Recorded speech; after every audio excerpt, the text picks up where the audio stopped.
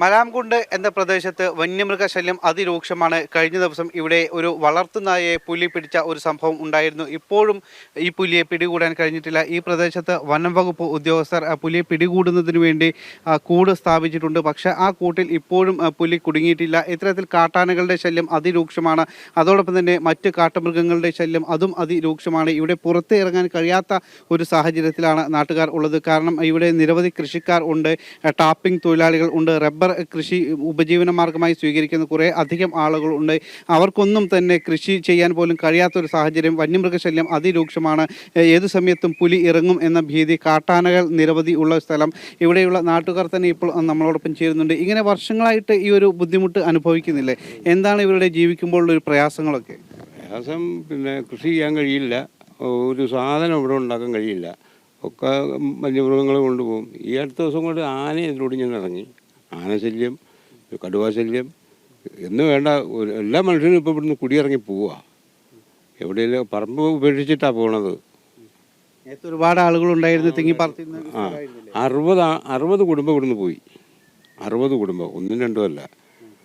ഒക്കെ പിന്നെ 5ഉം 10ഉം 2ഉം 3ഉം സെൻറ്റ് സ്ഥലമൊക്കെ വാങ്ങി അവിടെ പോയി താമസിക്കുക. നിവൃത്തിയില്ല.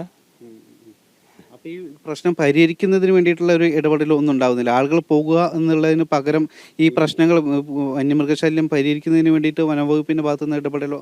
അല്ല, ഒരുപാട് പരാതിയും കാര്യങ്ങളും ഒക്കെ അയച്ചിട്ടുണ്ട്. ഒക്കെ ശരിയാക്കും എന്നുള്ള പറച്ചിലല്ലാണ്ട് ഒരാളും പിന്നെ ഇങ്ങോട്ട് വരില്ല. ഈ തെരഞ്ഞെടുപ്പ് വരുമ്പോഴൊക്കെ പിന്നെ ചാടി കയറിയൊക്കെ വരും. അങ്ങനെ ചെയ്യാമെന്നൊക്കെ പറഞ്ഞിട്ട് അത് കഴിഞ്ഞാൽ പിന്നെ ഇങ്ങോട്ട് നോട്ടമില്ല ആരും. തെരഞ്ഞെടുപ്പിനുള്ള കുറേ വാഗ്ദാനങ്ങൾ മാത്രം. അത്രേ ഉള്ളൂ.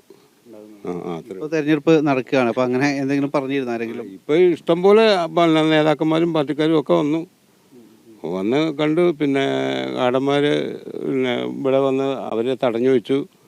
എന്നിട്ട് കൂടുണ്ടാക്കി കൊണ്ടുവന്ന് വെച്ചു. അതായത് പുലിയെ ഇപ്പോഴും ഇവിടെ ഉണ്ട്. കാരണം ഇന്നലെ ആണ് ഒരു വളർത്തുനായെ കടിച്ചു കൊന്നത്. കഴിഞ്ഞ ദിവസം ആണ് ഈ വളർത്തുനായ ഒരു പുലി പിടിച്ചു കൊണ്ടുപോയിട്ടുള്ളത്, കൊന്നതും. അതോടൊപ്പം തന്നെ ഈ സാധാരണ പുലി എന്ന് പറയുമ്പോൾ ഈ ഒരു ചെറിയ കാടുണ്ടെങ്കിൽ തന്നെ അതിൻ്റെ ഉള്ളിലുണ്ടാവും, ചുറ്റുവട്ടത്തൊക്കെ ഉണ്ടാവാൻ സാധ്യത കൂടുതൽ. അപ്പം ഈ നാട്ടുകാരെ സംബന്ധിച്ച് വലിയൊരു ബുദ്ധിമുട്ടും പ്രയാസം പേടിയും ഒക്കെ. പേടിയുണ്ട്.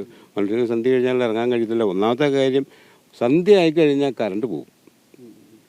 ആന വന്നാലോ പുലി വന്നാലോ കാണാനും കഴിയത്തില്ല. സന്ധ്യ കഴിയുമ്പോൾ, അത് മിക്കവാറും ഉള്ള ദിവസങ്ങളില്ല, കറണ്ട് നിർബന്ധമാണ് ഇവിടെ. ഈ റോഡ് സൈഡൊക്കെ ആണെങ്കിൽ വനത്തിനോട് ചേർന്നിട്ട് കറണ്ട് നിർബന്ധമാണ്. കറണ്ടും പിന്നെ പകൽ തന്നെ പോകുന്നു. പിന്നെ രാത്രിയുടെ കാര്യം പറയണോ? ടോർച്ച് അടിച്ചൊന്ന് പോയി നോക്കാൻ കഴിയത്തില്ല, കോട കാരണം.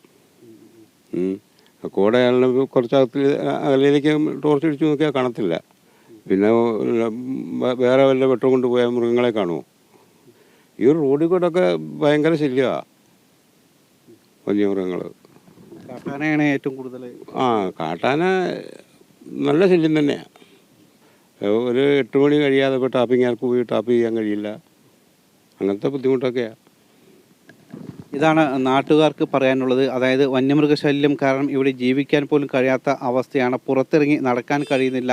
കാട്ടാനയും അതോടൊപ്പം തന്നെ പുലിയും അടക്കമുള്ള വന്യമൃഗങ്ങൾ അതിനെ പേടിച്ചാണ് ഇവിടെ കഴിയുന്നത്. കൃത്യമായൊരു നടപടികളൊന്നും തന്നെ വനംവകുപ്പിൻ്റെ ഭാഗത്തു നിന്നോ സർക്കാരിൻ്റെ ഭാഗത്തു നിന്നോ ഒന്നും ഉണ്ടാകുന്നില്ല. തിരഞ്ഞെടുപ്പ് അടുക്കുമ്പോൾ മാത്രമുള്ള ചില വാഗ്ദാനങ്ങൾ മാത്രമാണ് ഉണ്ടാകുന്നത് എന്നാണ് നാട്ടുകാരും പറയുന്നത്.